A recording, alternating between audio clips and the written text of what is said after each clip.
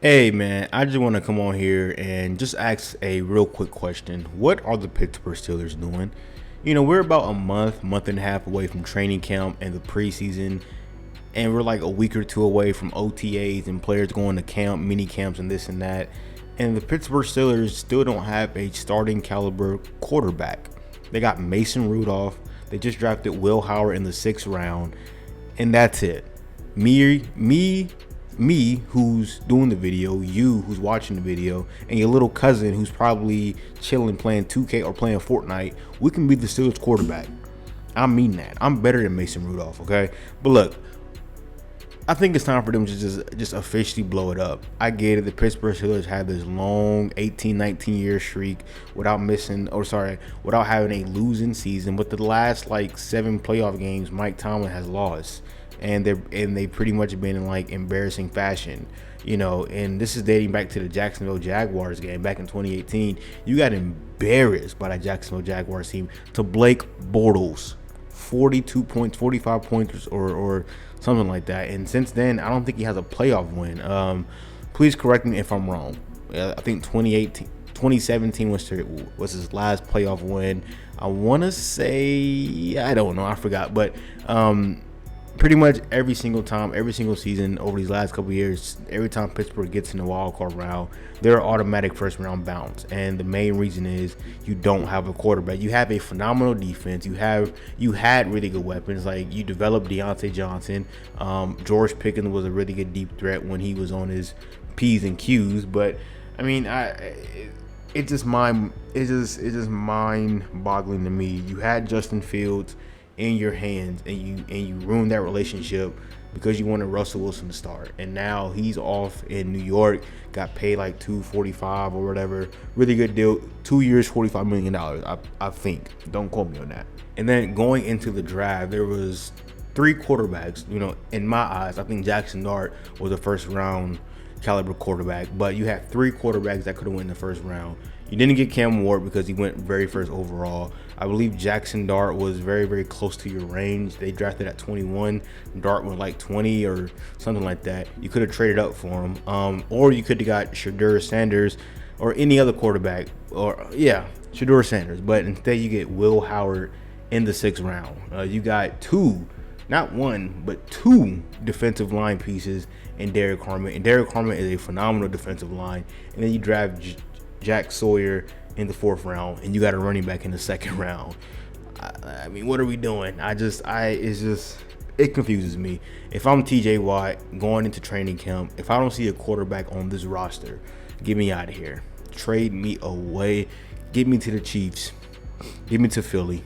Get me somewhere that ain't got nothing to do with Mike Tomlin, because it ain't working. His NFL career has been a really great NFL career, but it lacks one thing, and that's deep playoff runs. Like we haven't seen TJ Watt on a winning team in a deep playoff run. And yes, technically a playoff team is a winning team, but we all know Pittsburgh ain't getting out that first round. We all know that, twin.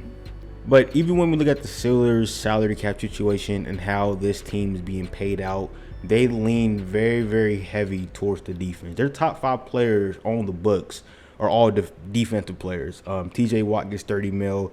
Minka Fitzpatrick gets about 22 mil. Cam Hayward 19.6. Alex Highsmith 18. And then Patrick King with $17 million.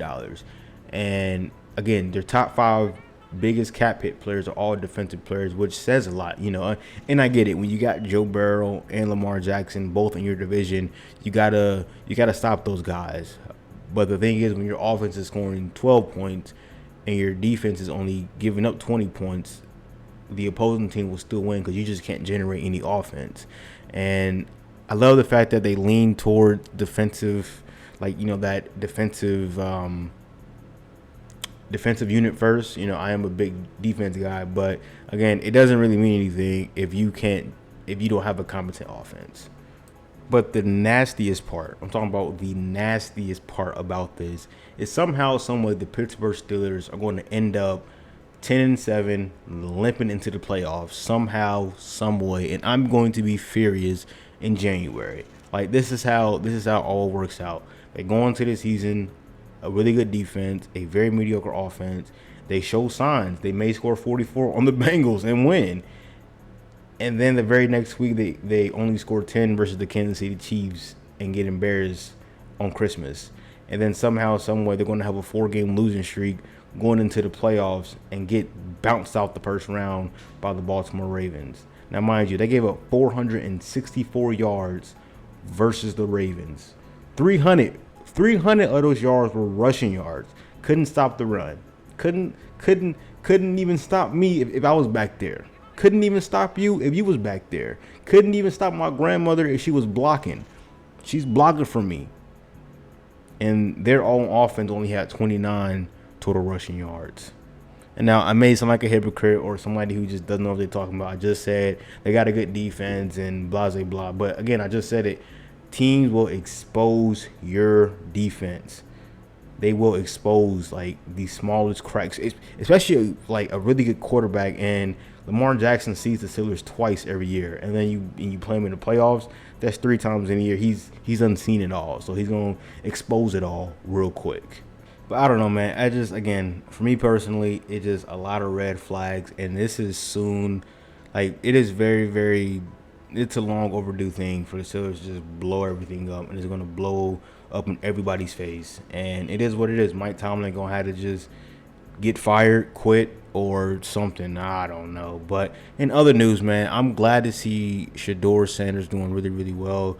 I wasn't a big fan of Shedeur, but the fact that he fell to the 5th round is kind of crazy. And I'm hoping that, he wins the starting job and we get some action of him real early, or if it's not time, get to see Dillon Gabriel. I was also a big fan of Dillon Gabriel.